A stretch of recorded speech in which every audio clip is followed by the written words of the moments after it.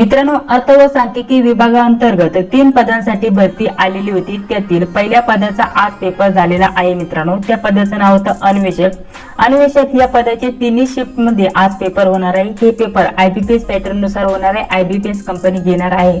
तर पहिल्या शिफ्टला कोणकोणते प्रश्न आले होते ते आजच्या व्हिडिओच्या माध्यमाने बघण्यासाठी भेटणार आहे.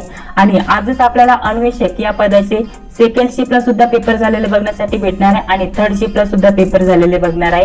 तर सर्व जे शिफ्टचे पेपर आहे आपल्याला या चॅनलवरती सर्व स्पष्टीकरणासोबत सोडून देण्याचा प्रयत्न केला जाणार आहे. तर पहिल्या शिफ्ट मध्ये कोणकोणते प्रश्न आले होते ते आजच्या व्हिडिओच्या माध्यमाने आपण जाणून घेणार आहोत.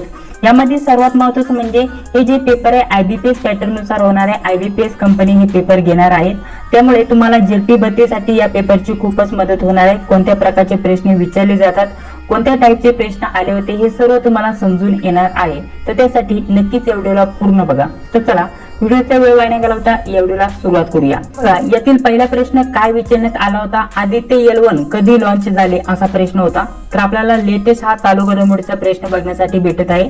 जवळपास या भरतीचे पेपर ज्या विद्यार्थ्यांनी दिले तर त्यांच्याशी 5 ते 6 विद्यार्थ्यांशी आपलं बोलणं झालेलं आहे आणि त्यांनी ज्याप्रमाणे प्रश्न सांगितले, जे टॉपिकचे नाव सांगितले त्यानुसार आपण हे सर्व नोट करून घेतले आहेत आणि त्याविषयी आपण सविस्तर चर्चा करणार आहोत. तर बघा, पहिला प्रश्न काय विचारला होता? चालू घडामोडीचा प्रश्न आहे. आदित्य L1 कधी लॉन्च झाले? तर उत्तर होतं 2 सप्टेंबर 2023 रोजी. लेटेस्ट क्वेश्चन आहे. 2 नंबरचा प्रश्न बघा काय दिलेला आहे. भारताला किती गोल्ड मेडल मिळाले?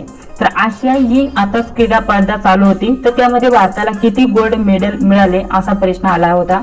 तर बघा, आशियाई खेळ 2023 मध्ये कोणकोणते पदक मिळाले आहेत आणि किती पदक मिळाले आहेत त्याविषयी माहिती सांगत आहे. सुवर्ण पदक आपल्याला भारताला 28 मिळालेले बघण्यासाठी भेटून जाईल.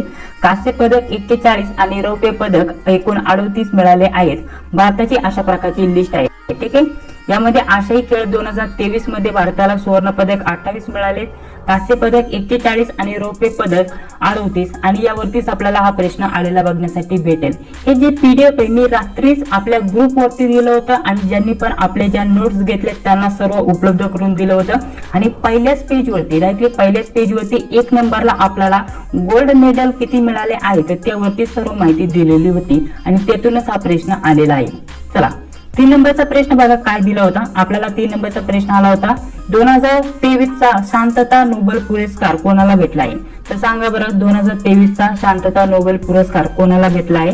तर नरगिस मोहम्मदी यांचं नाव आहे. यांना हा 2023 चा शांतता नोबेल पुरस्कार मिळाला आहे. बघा मित्रांनो, या प्रश्नाचं म्हटलं तर ऑलरेडी आपण एका प्रश्नपत्रिकेमध्ये हा कव्हर केलेला आहे. आता लेटेस्ट आपण पोलीस पाटील या पदाची जी प्रश्नपत्रिका सोडून घेत होतो, पुणे आणि त्यासोबत गोंदिया जिल्ह्याची प्रश्नपत्रिका आपण सोडून घेतलेली आहे. 2 ते 3 आपण व्हिडिओ टाकले होते चॅनलवरती. तर त्या प्रश्नपत्रिकेमध्ये सुद्धा हा प्रश्न लेटेस्ट विचारण्यात आलेला होता. 2023 चा शांतता नोबेल पुरस्कार कोणाला मिळाला आहे?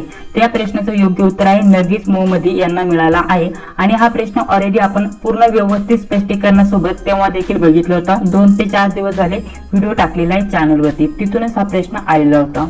बघा, पुढील प्रश्न 4 नंबरचा जर विचार केला तर हा प्रश्न नाहीये, परंतु कोणत्या टॉपिकवरती प्रश्न आले होते ते सांगण्यात आलेले आहे.